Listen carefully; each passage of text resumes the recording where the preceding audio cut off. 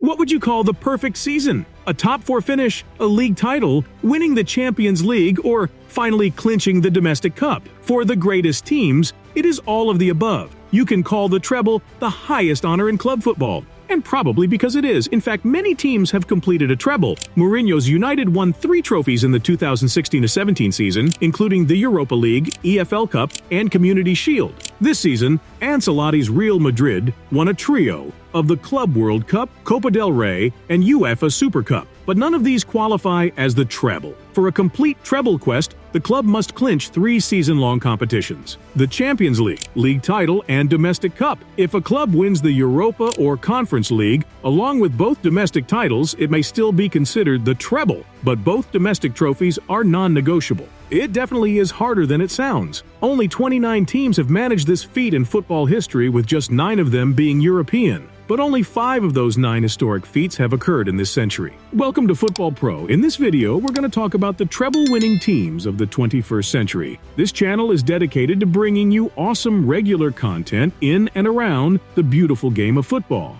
Let's dive in. Barcelona, 2008 to 2009. The Blaugrana finally secured a second Champions League title in 2006, but slumped under their own heavy feet. The following years would see arch-rivals Real Madrid dominate La Liga for 2 seasons in a row. At the end of the 2007-08 season, Frank Rijkaard left the club after failing to secure any major trophies in the past 2 terms. The B-team coach Pep Guardiola stepped up to lead the club and instantly stirred the bees' hive by selling off aging players like Ronaldinho, Deco, and Zambrata. Pep placed his faith in the emerging La Masia graduates like Xavi, Iniesta, and a certain Leo Messi. After losing their first league match of the season away to Numancia in August 2008, the team went on an unbeaten run till February 2009, when Espanyol beat them at home. But the Blaugrana was already running away with it, and football had no response to their tiki-taka style, at least not yet. May 2009 was the month Barcelona had been waiting for. Within the space of 12 days, Blaugrana fans rode the highest high, which started with slam-dunking 6 goals on Real Madrid at the Bernabeu to grab their first league title in years. A couple days later, Iniesta's away goal at Stamford Bridge saw them advance into the Champions League final. On the 13th of May, they officially won their first trophy of the season with a 4-1 victory over Athletic Bilbao in the Copa del Rey final. With the domestic trophies in the bag, Barcelona arrived in Rome to take on the reigning champions, Manchester United. After a dominating performance in a 2-0 victory, the Blaugrana had won it all. The first treble in the 21st century. Inter Milan, 2009 to 2010. Jose Mourinho already conquered Europe with Porto, winning both the Europa League and Champions League in 2 consecutive seasons. In fact, only an extra time goal from bitter rivals, Benfica, separated Porto from a historic treble in 2004. After that fairy tale triumph, the era of the special one had officially begun. He made a move to Chelsea, where his Blues dominated England, but were unable to reach a Champions League final until he left London in 2008. That summer, Barcelona passed him over for a certain Pep Guardiola. Inter president Massimo Moratti had long dreamed of the glory days, when the Nerazzurri ruled Europe, and brought in Mourinho to end their yearly Champions League disappointments. Mourinho, in his special fashion, won a trophy in his debut match as Inter coach, beating AS Roma in the Super Cup. Zlatan Ibrahimovic was the star of the show, finishing as league top scorer as Inter clinched the Scudetto. But the European dream was already broken after losing to that season's finalist, Manchester United, and fell in the Coppa Italia semifinals to Sampdoria. Inter could have done better, and the club knew it, but it was the summer window that defined it all. The club lost their star striker, Zlatan Ibrahimovic, in a swap deal for Samuel Eto'o, a veteran who had just won the treble in the previous season.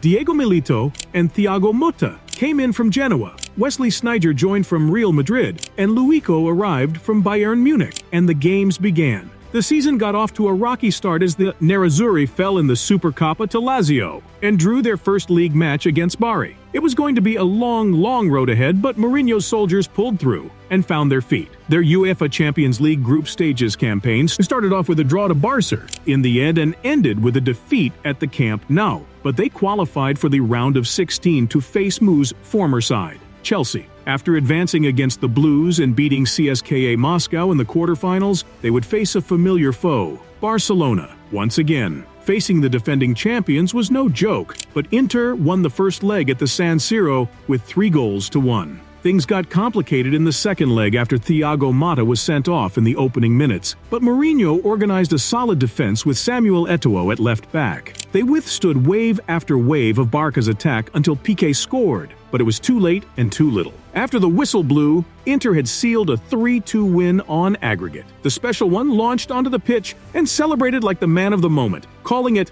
the most beautiful defeat of his life. The league campaign was not as smooth either. The Blues started out with 4 points in September, but recovered on the back of their fighting spirit to compete with Roma until the last day. Just a few days before the final match day, they overcame Roma in the Coppa Italia final to win their first trophy of the season thanks to Milito's goal. The Argentine striker repeated his scoring mojo to land the Serie A title for Inter in a 1-0 away win at Siena. On the 22nd of May, Milito completed his treble of clutch goals and scored 2 goals in the final against Bayern Munich. It was over. The treble had been accomplished.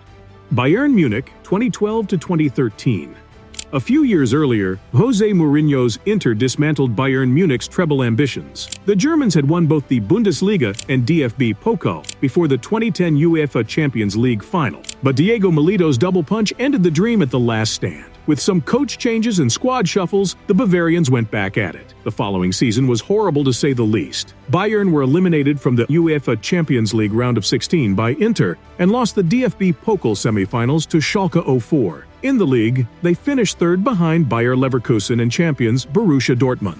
The next season was better depending on who you ask. Bayern went hard for their treble dreams but ended up second in every competition. Strange, right? They lost the UEFA Champions League final in underdog fashion to Chelsea on penalties and got body slammed by Dortmund in both domestic competitions. Hello darkness, my friend. But the dark side was just what Bayern needed. The 2012-13 season started with a revenge win over Dortmund in the DFL Super Cup. Heynckes steered Bayern to a massive 91 points, 25 points, ahead of Dortmund, and overcame Stuttgart to win the DFB Pokal. In the UEFA Champions League, Bayern showed no mercy to Barcelona in the semifinals as they put them to the sword with a 4-0 home win and 3-0 away win. The final brought it full circle, as they would face Dortmund once again. Mandzukic's opener put the treble in reach, but it was Arjen Robben's dying minute goal that broke yellow hearts and made the eternal dream a reality. Oh, by the way, a lot of hard work and care goes into these videos, so if you could help us out and click that lovely subscribe button, we'd greatly appreciate it. Don't forget to give this video a thumbs up too. Barcelona, 2014 to 2015.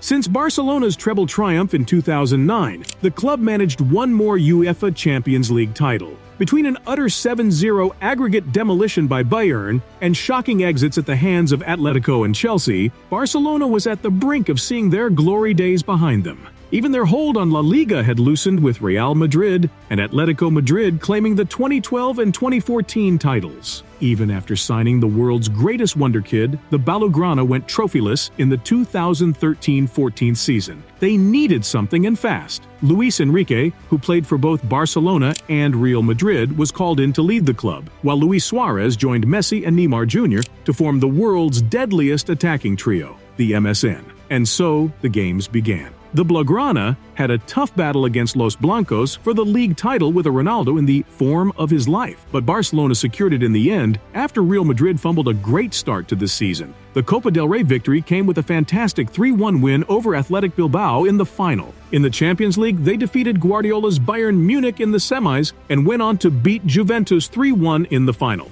That season alone, MSN combined for a record-breaking 122 goals. Bayern Munich, 2019 to 2020. Well, the Bavarian Giants went on another long road after the 2012-13 treble. Forever chasing a high that eluded them, the team faced a series of defeats on both European and domestic fronts. But the Eto'o were able to get a grip on the Bundesliga, winning 7 straight titles since their treble season. The 1920 season would be the first in ages without the familiar faces of Frank Ribery and Arjen Robben. A revived side under Hansi Flick dominated the 2019 to 2020 season, going undefeated in 30 consecutive matches across all competitions. They had an impressive record of 29 wins, the most memorable of which would be the 8-2 win over Barcelona in the UCL quarterfinals. In domestic competitions, they secured the league with a 13-point gap and beat Bayer Leverkusen in the DFB Pokal final. Lyon would fall to them in the semis, and a single goal from Kingsley Coman sealed the long-awaited treble sequel for the Bavarians. You could say the job was done, but not for these blokes. They secured the famed sextuple after winning the DFL Super Cup, UEFA Super Cup, and FIFA Club World Cup in the 2020 calendar year, and also became the second club to achieve the feat. Thanks so much for sticking around until the end of the video. We hope you enjoyed it, but why stop now? Click this video right here for more awesome content.